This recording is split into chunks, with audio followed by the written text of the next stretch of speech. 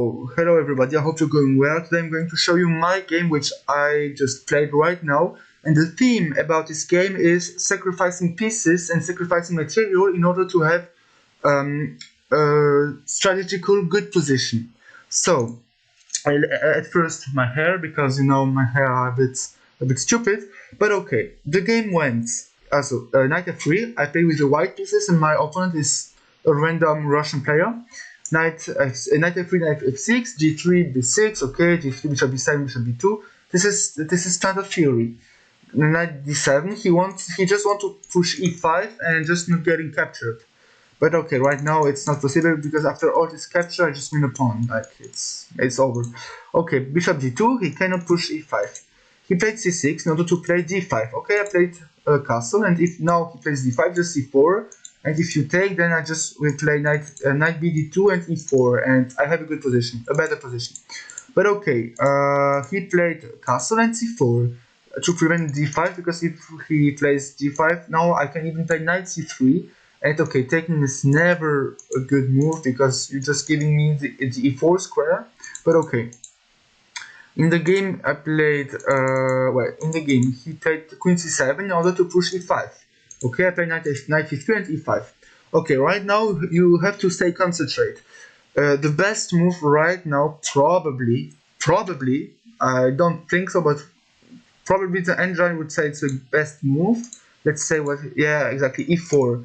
I think e4 or e3 are the best moves because right now the idea is, if, okay, e3, if he pushes the pawn, I can just play knight g2 and attack this pawn, and if you play g5 in order to defend, just rook c1.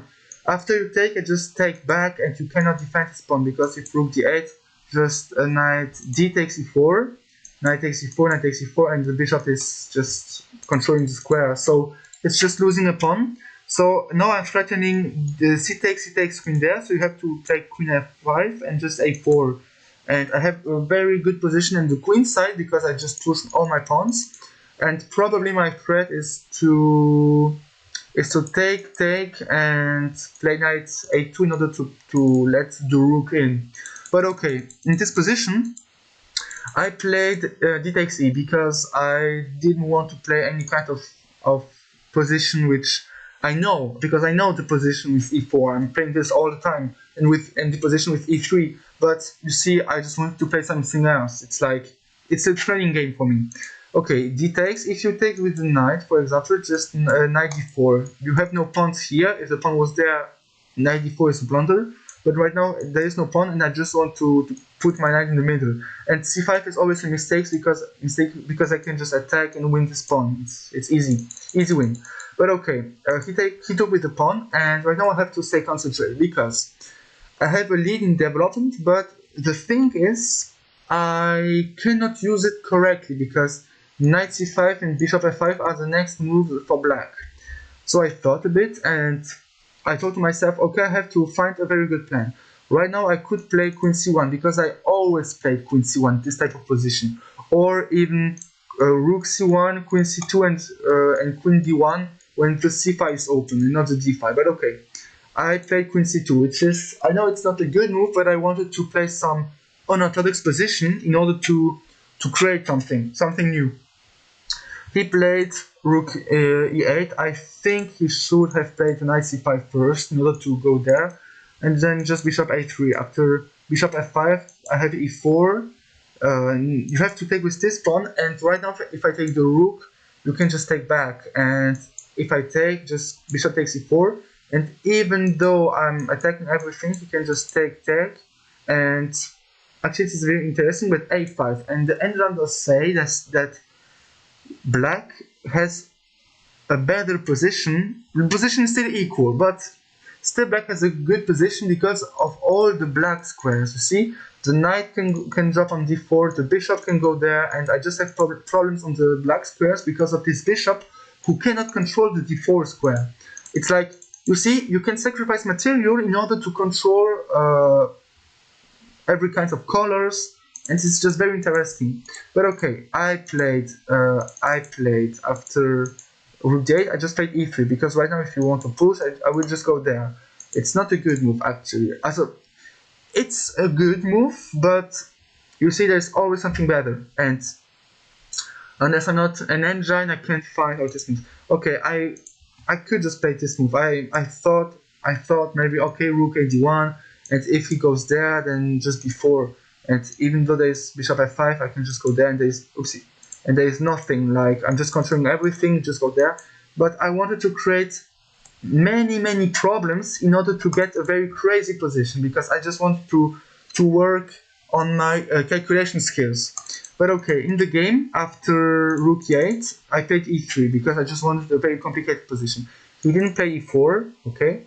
He played knight c5, which is actually the best move. And right now he wants to go there, and of all my white squares. But right now, I calculated a very interesting line. I thought at first, okay, knight d2 in order to match bishop f5 with e4, and right now the pawn is in attack. I really calculated for, I don't know, probably 3 or 5 moves, 3 or 5 minutes, and then I just thought, no, let's create more problems, like Ben Fangel say. I can just play rook e8. The idea is after e4, which was played in the game, I have knight d4. I can go actually there, and I calculated this line, a very tricky line. Knight c takes. If you take the rook, I can just take actually back, and after you take, I just take back with the knight, bishop takes, knight takes, and I'm just thinking, okay, right now the position is still equal because I'm just attacking this, and it's a very interesting position, and I do like all these positions with a knight and a pawn against a rook. And in my opinion, this is the best types of position because you have more activity, and when you have this kind of leading development, I can just put my rook there. I have just a good position, and I'm already threatening something. I think the best move is queen e5, now queen d2, for example, in order to control the d file, and trying something like bishop f5 in order to attack, and I think f4, wow, f4 is, I don't know if it's a good move, but I don't care. I can just jump there on d6 and just win this bishop, and I will have a bishop and a pawn against a rook. I think the best move is probably this. After what, I just play c5, and now I'm just controlling the black squares. You see, this knight cannot be stopped by this bishop because I'm playing on the black squares. And you see, this is all the creative moments when you're sacrificing a rook for a minor pieces. But okay, I just thought, okay, knight d4. After the takes, I can even take this pawn. If you take there, I can just take here, and I'm just a pawn up. After c5, I have this, and I'm attacking the queen, the bishop, and the knight. But okay, he played knight takes rook, knight takes f6, bishop takes, and rook e1. And right now, if you analyze this position, this is the same kind of position we just saw, but he has 2 bishops, and I do also have 2 bishops, but I do have a small leading development. So right now, my ideas are just playing a3, b4, put the queen on b3 probably, and if he wants to take, I will always take with the bishop, because taking with the pawn is just losing the rook, and I want to put as many material on the board as possible. I don't want trades. He wants trades, but I don't want it. And sometimes if he's forcing too much, he can just give me all the black squares like in the game because he took it. It's a blunder. Actually, he can play something like queen f5 and just attack everything. I have to play this move. If you take there, for example, I just have a rook a1. This is a small trap, but okay. This is actually a very interesting position. But okay. He made a blunder. He took on d4, and right now you have to sit directly, but he's not controlling the black squares anymore, and all of his pawns are on the white squares, and his king is totally open. It's very catastrophical. Okay, he played bishop f5. Okay, queen b2. No problem. I didn't play queen c3, which I saw because I just thought, okay, this, and even though I'm winning material, I'm just not feeling good with this queen. This is actually the same move. It's the same. Okay, I played queen d2, and he played c5. Okay, now it's just a winning moment. Bishop h8. You have to play f6 in order to not lose the bishop. in order to not get mated. And I think after this move, for example, I can just play e4, and I have a very strong position e5, and I'm threatening this move, and this, and this, and probably this. But okay, in this position, after bishop f8, he played king g8, king f8, and now you can pause the video. This is a studying position. You have to understand and to find all the calculations. You just have to calculate like I used to do. Okay, you can pause the video right now. For the others, I played queen g7 check. It is actually a false knight. If you go there, I have queen f6. Right now, if you go there, for example, I just take on f7. If you go there this way, I have just bishop f6. And after this, I'm just winning the rook. And if you stop like this, I can just play queen f8 check. You go there, and I'm just taking the rook on check, and queen e8, I think, because right now it's mate. Okay, okay. So let's say you go there, for example. Just rook d1 check, bring the rook in the attack. You cannot move the king. You have to give your bishop away, and this is just mate. Okay. If on this check you go there, this is the same line. You have nothing.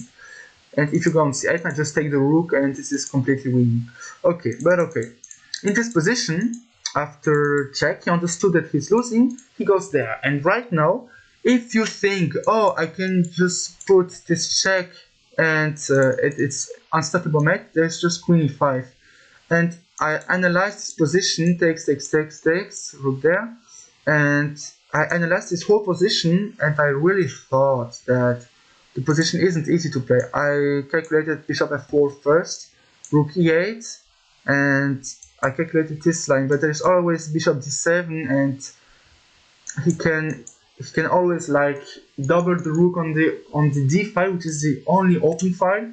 And even though I have a bishop and 3 pawns, I think, yeah, a bishop and 2 pawns for this rook, I don't think it's a playable position.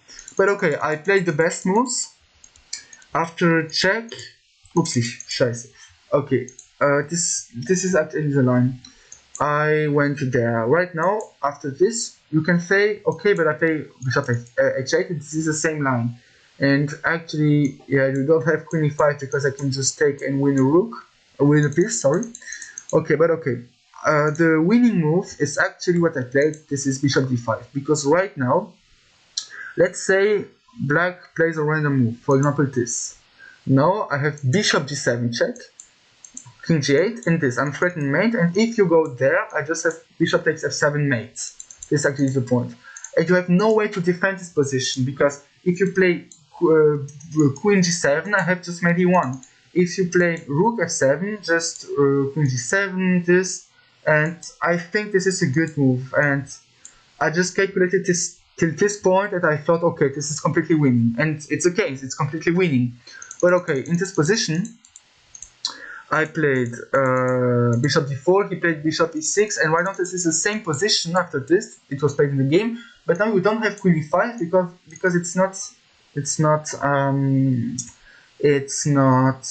protected anymore, so I can just take the queen. He played bishop takes bishop, and I made it in e1.